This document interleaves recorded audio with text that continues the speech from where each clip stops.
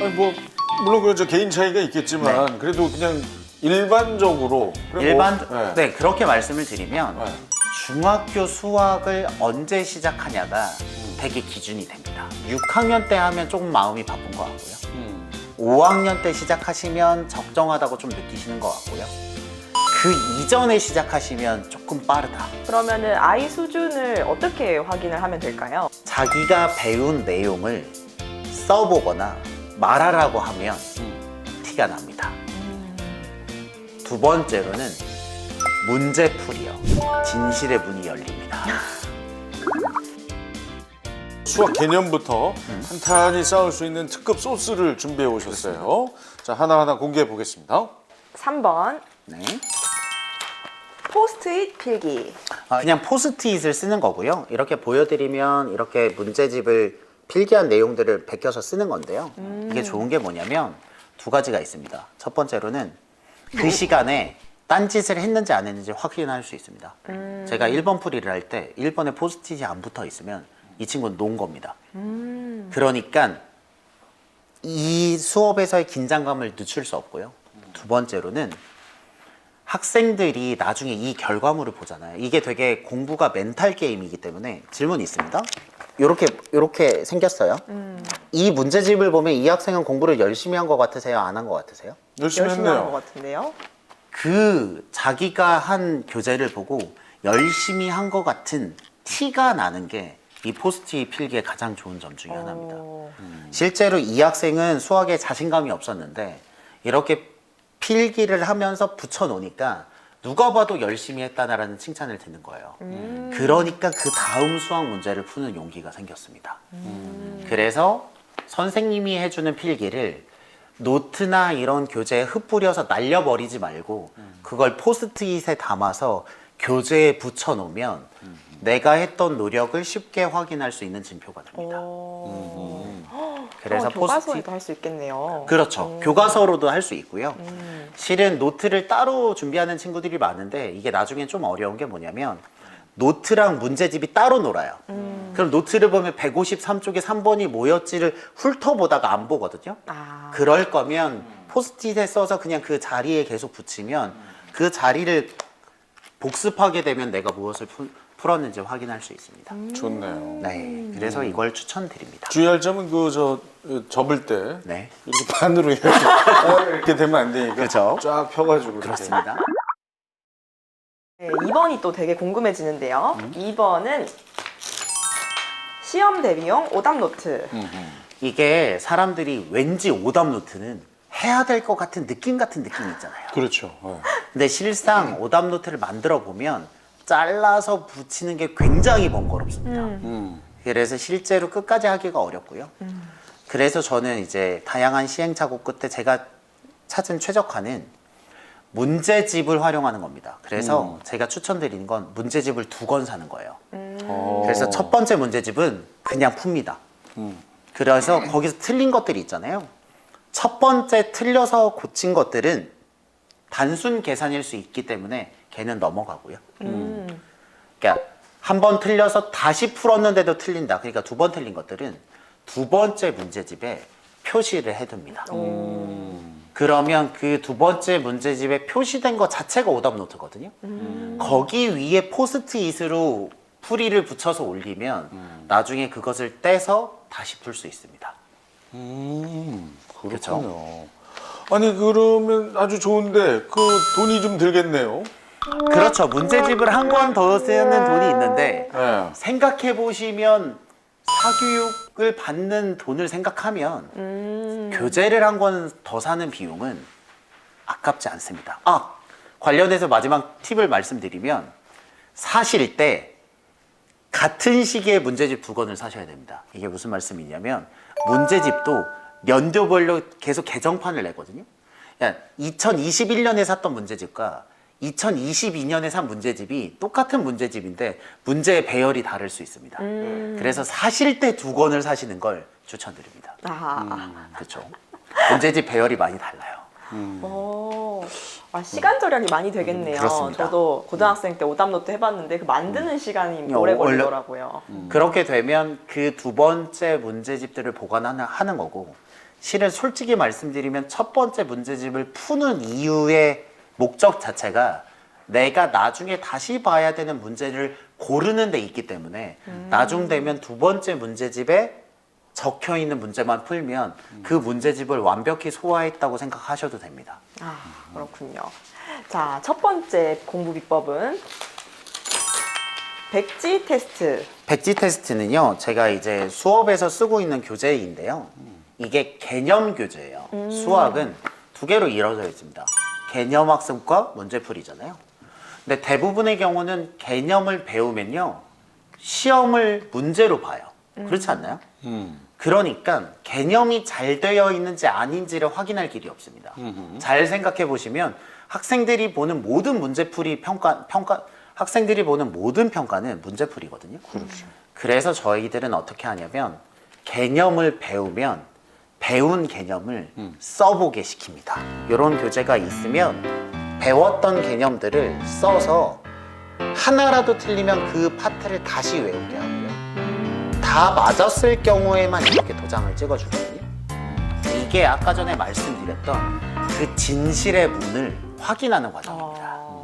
이렇게 해서 내가 배운 수학 개념을 부분으로 나눠서 외워서 체득해서 써보는 연습을 계속하면 이게 수학 개념이 얇게 펴서 바르지 이 친구 몸에 체득이 되거든요.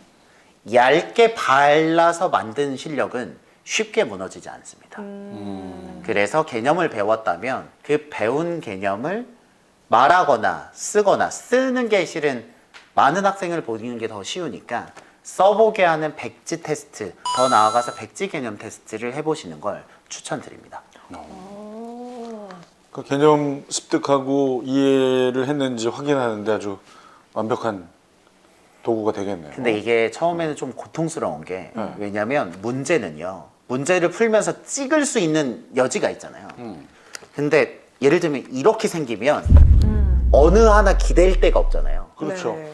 거기서 나오는 그 말이 진실의 실력입니다. 그야말로 저 백지 테스트는 완전 옷이 홀라당 벗겨지네요. 완전 벗겨지는 겁니다. 그 학생들이 싫어하겠어요, 고대원 선생님. 근데 이게 학생들이 뭐라고 생각하냐면 제가 하고 싶은 말은 학생들이 배웠던 개념이 훨씬 더 완성도를 높여야 너가 원하는 수준의 결과물을 얻을 수 있어라는 교훈을 주고 싶었던 거죠. 그러면 가정에서 이 방법을 따라해보고 싶은 부모님들 있을 수 있을 것 같은데 저는 아무래도 초등학생들 가르쳤다 보니까 초등학생들이 자꾸 떠오르거든요. 처음 이걸 해보는 초등학생들한테 어떤 식으로 가르쳐주면 되나요? 전체 교과서의 3분의 1을 줄을 치고요. 줄 친 거에 3분의 1로 개념 노트를 만들면 그러면 얼추 양이 적당합니다. 그러면 그 9분의 1을 머릿속에 외워서 써보는 연습을 하면 나머지 9분의 8은 9분의 1로 만든 뼈대 위에 붙기 때문에 훨씬 더 익숙해질 수 있는데 많은 경우에 그 100%를 한 번에 외우려고 하다가 안 되는 경우들이 많습니다. 아, 그렇군요. 그 정도면 충분합니다. 그러니까 학생들이 참 이 단기적으로는 우리 고대원 선생님을 상당히 무서워하고 그럴 수 있죠. 싫어할 수 있겠지만 길게 보면 참 근본적인 어떤 대책을 마련해 주시는 그렇죠. 그런 제가 분이시네요. 하고 싶은 말 중에 하나가 가장 빠른 선행은요, 2번 하지 않는 선행입니다. 그래서 저는 빨리 나가진 않더라도 나간 과정에서 성과가 나올 수 있도록 만들어주는 게 실은 선생님의 가장 큰 역할이 아닌가라고 생각하고 있습니다. 자, 요즘 뭐 네. 고입이든 대입이든 내신이 상당히 중요합니다. 내신 수학은 어떻게 준비하는 게 좋을까요? 내신 수학은 이렇게 생각하시는 게 맞아요. 내가 원래 가지고 있던 이 학습 결과물이 이미 성적의 80% 이상은 만든다고 생각을 하셔야 됩니다. 그러니까 내신을 할 때 대부분의 경우는 배운 걸 다시 하는 거잖아요.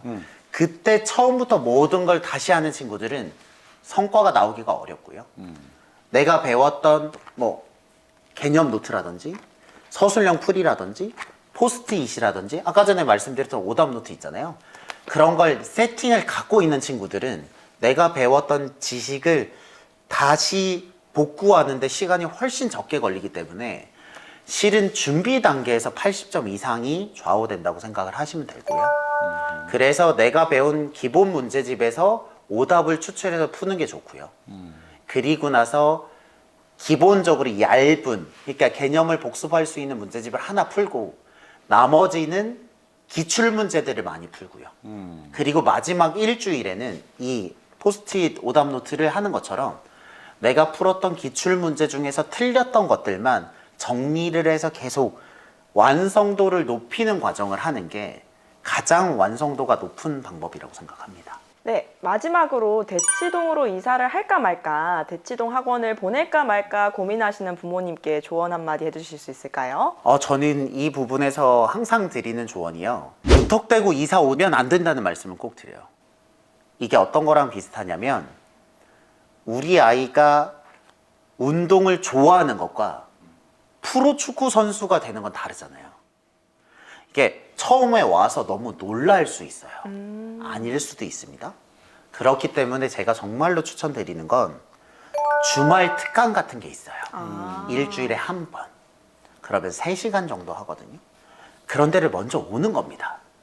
그래서 요 정도 환경에서 요 정도 애들이 이런 느낌으로 공부를 하고 있구나를 미리 수영장 가기 전에 이렇게 물 뿌려보는 것처럼 사전 활동을 많이 해보시는 걸 추천해요. 그렇게 하다 보면 답이 나와요.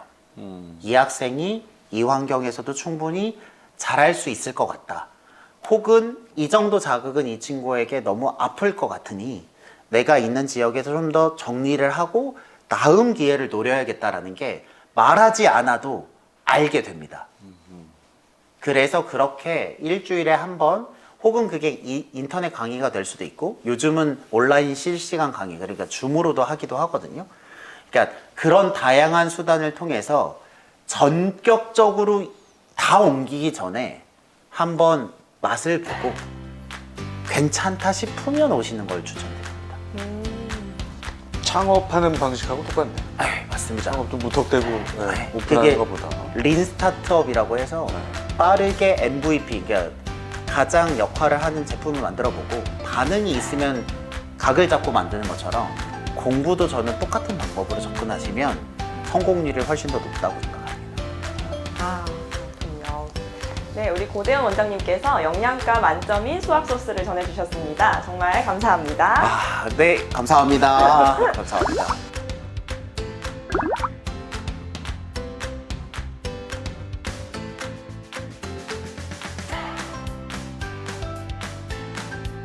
자, 에듀소스 구독과 좋아요, 알림 설정 꼭 부탁드립니다.